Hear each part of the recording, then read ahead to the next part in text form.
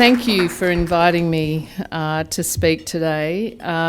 It's a real pleasure to come to Sydney and meet everyone and get a better understanding of this organisation, which is oddly so close to me, to what I do for my day job.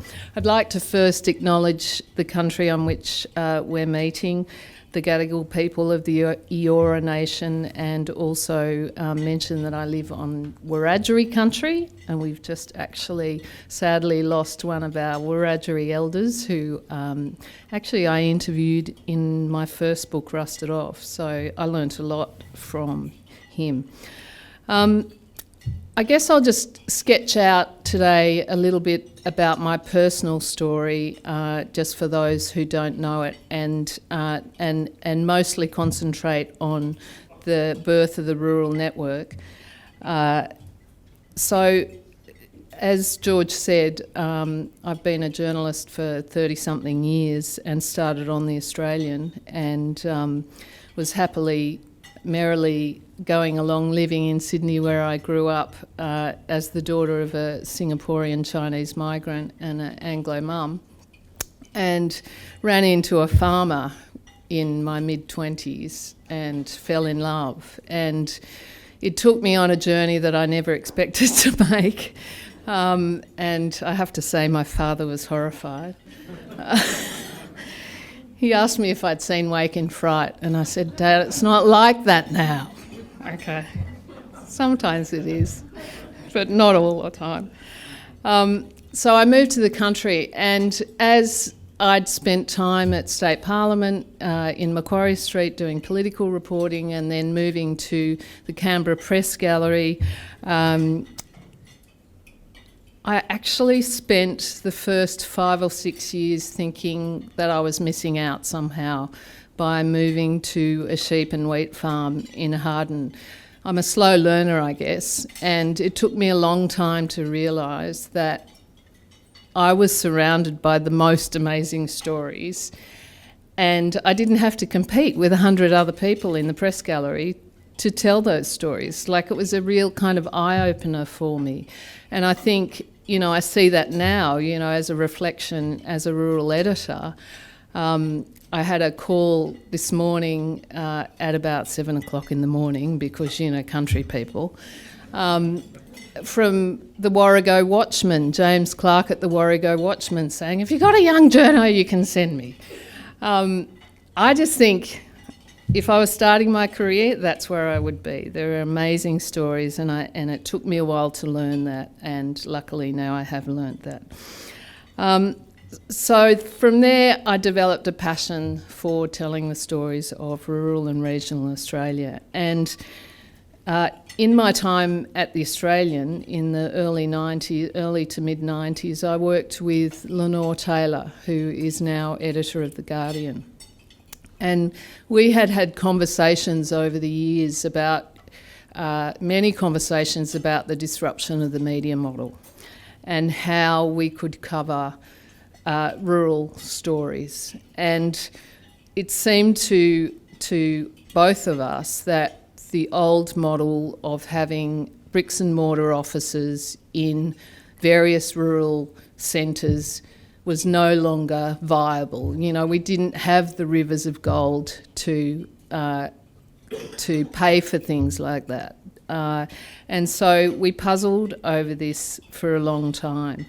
And Lenore kept talking about, we can't serve Australian and international audiences if we can't tell the stories of the majority of the landscape, the majority in terms of size and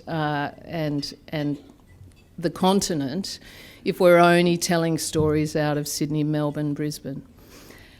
And luckily, we ran into the Vincent Fairfax Family Foundation, and Jenny Wheatley's here today, the CEO, and Monica Attard at the Centre for Media Transition at UTS. And through that magic of the shared interest in rural Australia, the Rural Network was born. Firstly, though, I want to tell you about The Guardian, because I still run into a lot of people who don't know what The Guardian is. I often, when I ring and interview people, they say, "Oh, you at the Mudgee Guardian?" or "There's a Cowra Guardian." I say, "No, I'm at The Guardian Australia." I have had Gardening Australia. So I'll just tell you a little bit about The Guardian. And we set up in Australia 10 years ago, 2013. I started there with Lenore and Catherine Murphy in the back room of the Channel 10 technical office in the Press Gallery, because it was very hard to get Press Gallery real estate at that time. And so we're coming up for our 10th anniversary this year, and Guardian Australia is part of the Global Guardian, which was founded 200 years ago in Manchester. And one of its most influential editors, who was editor for a very long time for an editor, 57 years, was C.P. Scott. And he wrote a famous essay in the 20s, I think it was, where he talked about values of honesty. He called it cleanness, by which we mean, in modern terms, I think, integrity, courage, fairness, a sense of duty to the reader and the community. And really those values have been the mainstay for Guardian since that time. And we're quite a rare media beast in that we don't have a proprietor. So the Scott Trust, which came from the editor at the time, was set up as the sole shareholder, and so essentially it's run by journos and some commercial people, and that means that all the profits are reinvested in journalism. So it's quite a interesting and rare model for media, and in some ways I think the philanthropic partnership that has been formed with VFFF and the UTS kind of suits that. It's a pilot project or a 3-year project like no other I've seen. And I left the Press Gallery in 2017 to write books, and I thought from there on in I will be writing books and tending my vegetable garden, and I will never have to worry about a 24 media cycle again. But this is such a rare and interesting project and such an amazing opportunity that I really couldn't resist it. So how it works is VFFF funds for 3 years to support a regional and rural network of journalists. In conjunction with UTS, UTS provides 5 graduates over those 3 years on 12-month contracts to embed them in independent rural newspapers. It's a really, really interesting model to see how I guess to take the pulse of rural journalism. And I think a UTS, I haven't seen him yet because I've only met him over Zoom, but a UTS researcher, Travis Radford, is... hello. Lovely to meet you in person. Travis is here today because he is doing a lot of research on this project, so that's really good to have him. So that's what it means in practical terms. So we have a commissioning budget to commission stories from journalists in rural New South Wales we started with over the last year. So my job is to find rural journalists to tell their stories from their local places, so that we're not sending in FIFO journalists from Newtown or Surrey Hills to work out what the story is in 2 days and possibly step on a lot of toes and get the story wrong. We want people to tell us. I want people to tell me what the story is, what the big issue in their local town is. You know, I can tell someone what the story is in Harden, but I probably can't tell them what the local story is in Narrabri. So I thought that was a really exciting model to me. So I've had journos filing stories from places as diverse as Tamworth, Broken Hill, Griffith, Southern Highlands, Warrialda, Young, far south coast, and the Northern Rivers. And that commission will extend to Queensland in the next couple of months. We have also, separate to the VFF's investment, we've started a project for Victoria with Doc Ross, and so I've started commissioning out of Victoria. As a part of this project, we really wanted to find a way to engage with our rural audience. And social media has made it so much more possible for journalists to hear from their readers and get full and frank feedback every day from people who will tell you exactly what they think of your work. So one of the innovations of this was to start a Facebook group, which is a closed group, which basically you get pretty much immediate entry to if you live in Australia, to discuss ideas, rural and regional ideas, but also city ideas, because I see this project as a real opportunity to bridge city and country divide. So we have pretty robust discussions. It's been fairly polite so far, but we've had a few people that we've had to say, settle down. But it's been a really, really good and interesting process, and a way for us not only to discuss issues and ideas, but also to talk about what might be an issue in their town. People are sharing photos of where they live, what they love. We talk about movies. We've set up a book club, a monthly book club discussing rural books. So it's been really good, and we've got close to 4,000 people in that group, and a very strong, solid core of people who are pretty much interacting every day. So we've done Facebook Live events, which is how we do our book club once a month, and that is recorded, and so if you can't make it at the time, which is usually a lunchtime, you can play it back later. We've also done discussions with the National Farmers Federation, Fiona Simpson, and Farmers for Climate Action, and so we'll hope to do more of those Facebook Live events.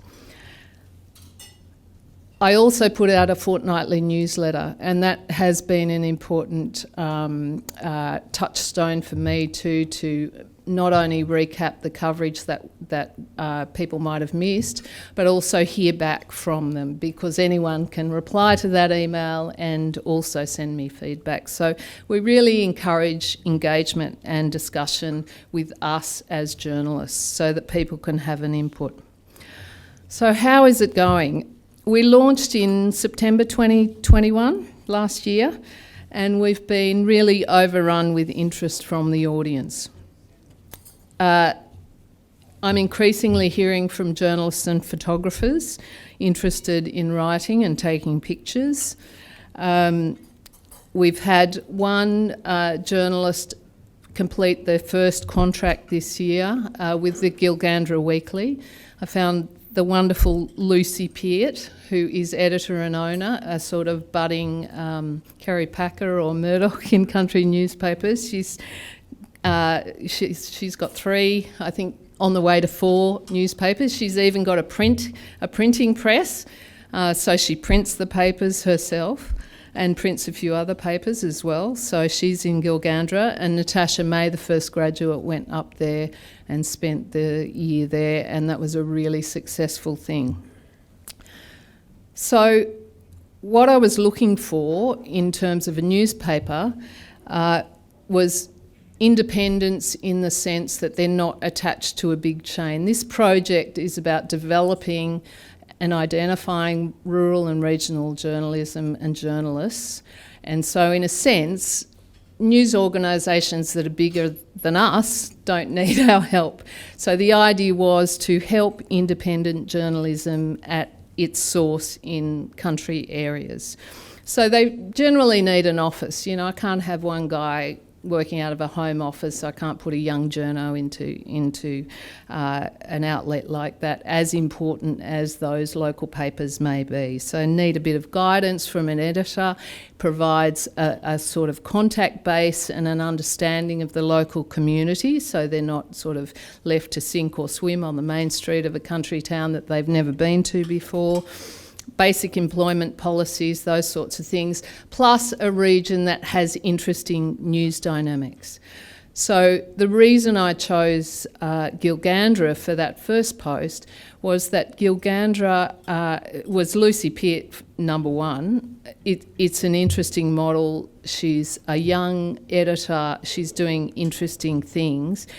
The northern New South Wales is obviously a really important agricultural region, but it also has lots of other stories going on. There's a pretty strong renewables industry coming up there. There's CSG. It's a bit of a power base for the National Party in northern New South Wales, and politics has been one of the key pillars that The Guardian has been interested in since we started here and is known for. It's an economic powerhouse, that part of the world. So it's a really interesting... It had all these competing and interacting issues that I was intensely interested in. The other thing is I'm in southern New South Wales, so it made sense to have someone up north. Natasha was a great success, and that newsroom just served us so well. They were such nice people. Natasha had a young journalist there who she got to know really well, and we'll keep that friendship forever, she says. And she learnt a lot as someone who had only ever grown up in a city, and that is also part of this project. If you think of the kind of health programs that the federal government runs, where they send young trainee doctors out into rural areas so they're not so scary and they're not all thinking like my father that it's wake in fright territory. It's really handy to build those relationships. And now Natasha, even though she's back in the newsroom in Sydney, says she's always now looking closely at rural issues because she's got a taste of how interesting they are. So that's been great. For the next year of the project, we have hired another young journo out of UTS. His name is Khaled Al-Kawalda, and he's going up to the Burdekin local news in Ayr. So he just has completed a bit of a recce up there to try and find some accommodation, which is one of the biggest issues in rural Australia right now, how to find a roof over your head. And the Burdekin local news is a small town paper, again independent, published and edited by Scott Morrison, which kind of freaked me out. But not the same Scott Morrison, obviously, but we call him ScoMo Q. So Scott has welcomed, or will welcome, Khaled when he starts there in a couple of weeks' time, and we're really excited about that because, again, that region, I've got to get it right, northern Queensland, not far north Queensland. I hear there's quite strong boundaries there. It's got everything. It's got ag, it's got tourism, it's got mining, it's got marginal seats, federal political seats, it's got interesting state politics happening there. It's got, I think it will provide us a really good understanding that will teach us stuff that we can never learn in newsrooms in Sydney and Melbourne and Brisbane. Again, a key pillar of the project. We have another journo that we have just put on this week, Fleur Connick, who has also come out of the UTS program, and she has come from the Newcastle region, but she will be starting in the newsroom of the Deniliquin Pastoral Times down in Denny. She will get very familiar with the Denny Ute muster and and also water politics, because of course on the Murray you can't escape water politics, and obviously the next stage of the Murray-Darling Basin, which will come to its completion in 2024. Those sorts of news dynamics were really, really interesting to me, and of course you can range right along that region there. Interesting political seat, Susan Lee's seat, interesting people, really innovative farmers down there. So I just want to talk a bit about how I determine, what we cover. And we have an interesting model at The Guardian in that in previous news organisations, the conferences were done by just news editors, chief of staffs, editors, pick editors. At Guardian, everyone goes to the conference. It's quite unusual. So I get feedback from all of my colleagues every day at 9 o'clock and ideas, and I get to bounce ideas off. But generally Guardian has focused their coverage around a couple of pillars, because we can't be News Limited, we can't be the ABC, we just don't have the staff numbers. So those pillars have been things like politics, the environment, climate change, Indigenous Australians, and inequality. We have an inequality editor and we have an inequality reporter. And it seemed to me that those pillars dovetailed beautifully with the sort of issues that I see every day in rural Australia.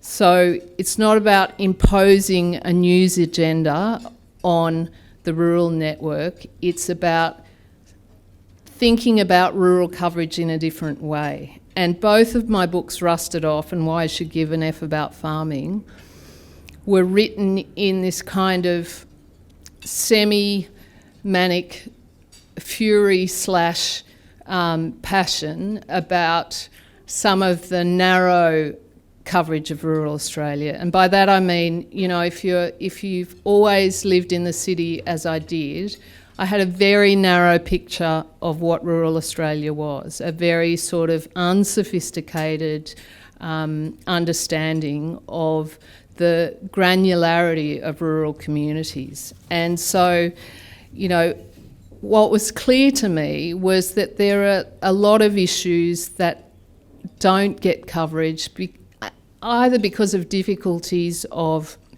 where journos are based, or a sort of city news appetite for a particular type of country story. And so if I never hear the terms latte sippers or rednecks again, I will be a very happy woman. I want to get away from those kind of stereotypes. So the thing about the rural network is that we can tell the human scale story out of our communities, and that's what Natasha learned in Gilgandra, and that's what I hope Khaled and Fleur will learn, is that you have these weighty issues, existential issues that the world is grappling with, like global warming, like soil loss, like water shortages, like trade disruptions, like the US-China trade wars, like global politics and disruption, things that led to things like Brexit. But we have a rural lens that we can look through and see what it is that those issues mean for people on our main streets. And I think that was what drove me to write about the things I wrote about in the two books, and really is what drives my coverage. And what I look for in stories when I commission from journos. And agriculture is just one example. This kind of idea that everyone in agriculture even lives in rural Australia. Like half of people working in agriculture live in cities. So, something like the Rural Network can provide that bridge and talk about those stories in more complexity. So one of the biggest challenges I've had, though, is finding the journos on the ground, because who knew journos have to feed themselves and pay their mortgage? And so I think in the last decade we've had this assumption that there's all these journos being pumped out of university media communications courses or losing their jobs at their newspapers, and they're just kind of sitting around waiting for a commission. Well, no. They've gone to comms jobs, they've gone to other work, or they're working already full-time for a media organisation, and I can't, commission them because they're, bound to write for their own media organisation. So that has been a big issue for us. The contributors so far have been either working, some of them are working in comms jobs and can write part-time. Some of them are new journos coming out of university, trying to make their mark, trying to build their portfolio, and writing about their hometowns. And some of them are semi-retired or just doing other things. So some of them move on. Like one of our first stories that was one of our biggest stories was a story about the potential links between blue-green algae and motor neuron disease. And that was a young journo who wrote that, and she's gone on to the Weekly Times. And I was sad to lose her, but in a sense that's kind of the aim of the Rural Network, to develop that journalism, to put it out there and hopefully help those young journos. I'll just talk quickly about the issues because I know we have time limits.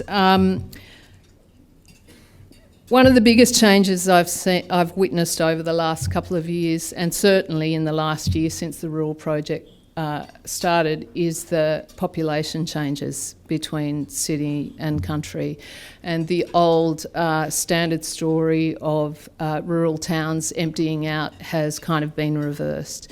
And if you look at figures from the Rural Australia Institute, Regional Australia Institute, it shows that people are moving in and young people aren't moving out at such a high rate, and that's the reason for the changes that you might have seen reported in the recent census.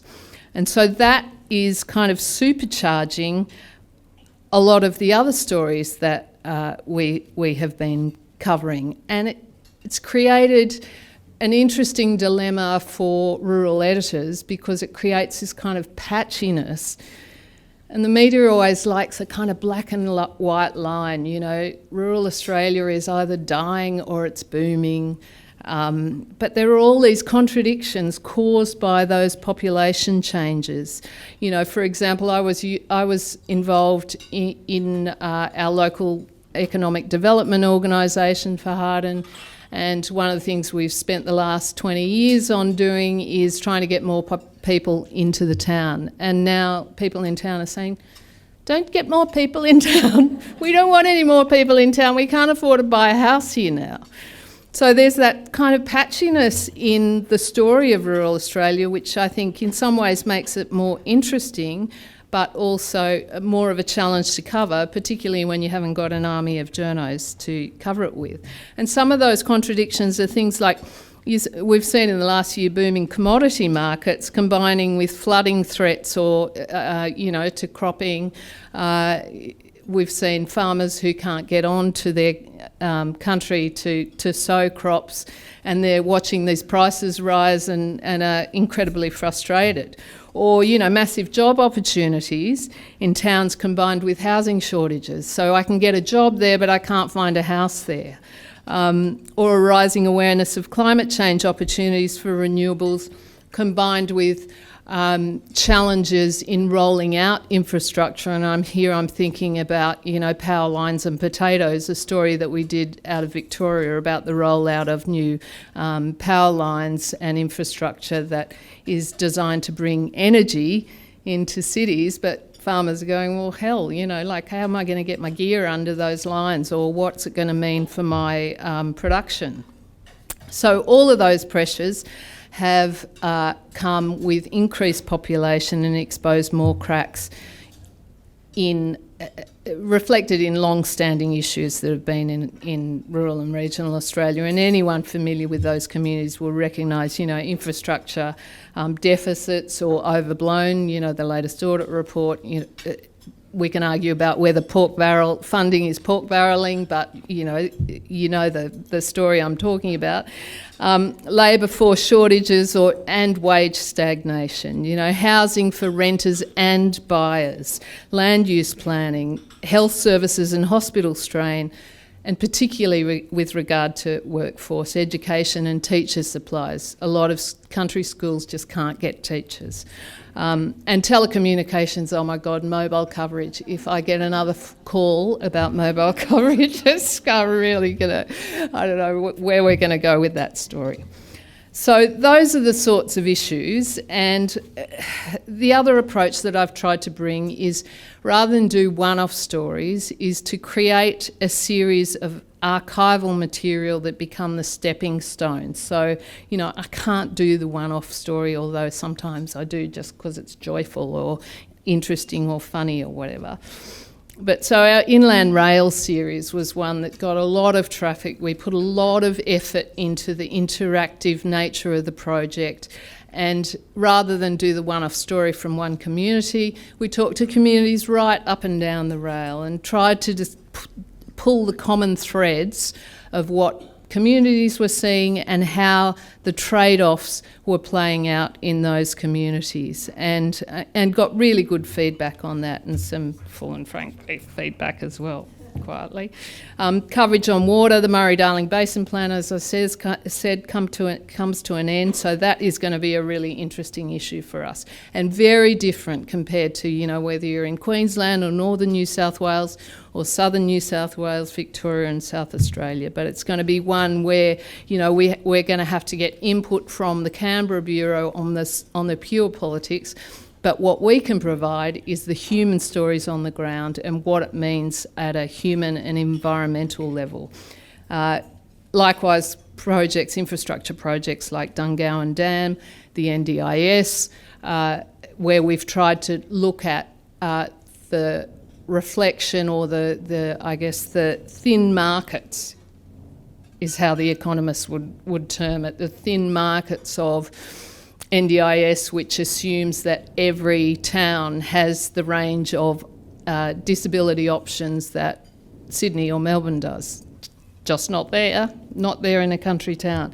And that creates big issues that I think aren't being honestly handled, if I'm frank, by a lot of politicians, because you are not going to get that range of services on the edge of Arnhem Land or, even in small towns like mine.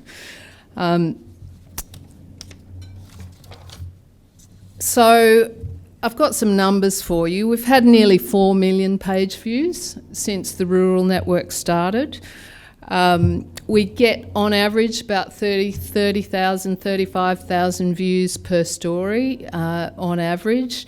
So far, we've averaged about 4 stories a week. That can be a bit patchy depending on when my new journos and old journos are transitioning out, but generally that has been the case. The biggest stories, probably the top 10 kind of stories, have been things like conflict over land use, so a wind farm in Nundle remains in the top 10.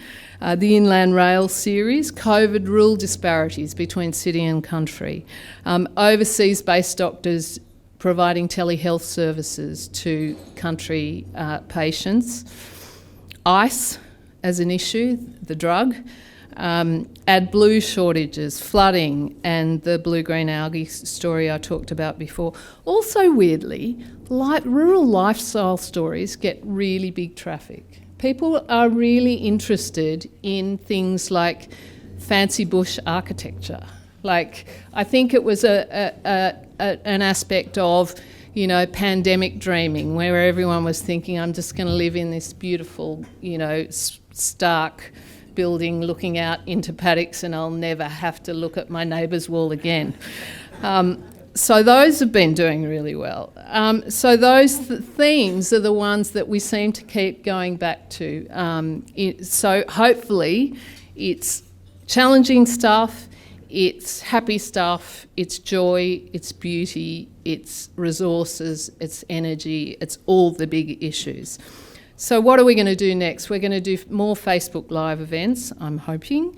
I have been trying to twist arms in Canberra to get rural reps onto the Facebook Live, and we will continue doing our authors.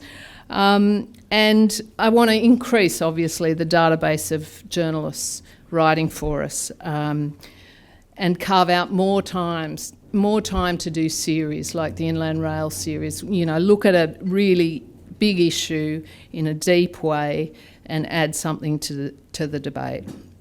So just to conclude, it took me a long time to realise that the best stories were actually in rural and regional Australia, and I maintain that compared to a city newsroom. And so it has been so rewarding to make contact with lots of people across rural and regional Australia, and also people in metropolitan Australia who are really keen. I would say about half of our Facebook group actually lives in metropolitan Australia, so there is a lot of interest, and I think sometimes we can assume that city people aren't interested in rural stories, and in my experience that is not the case.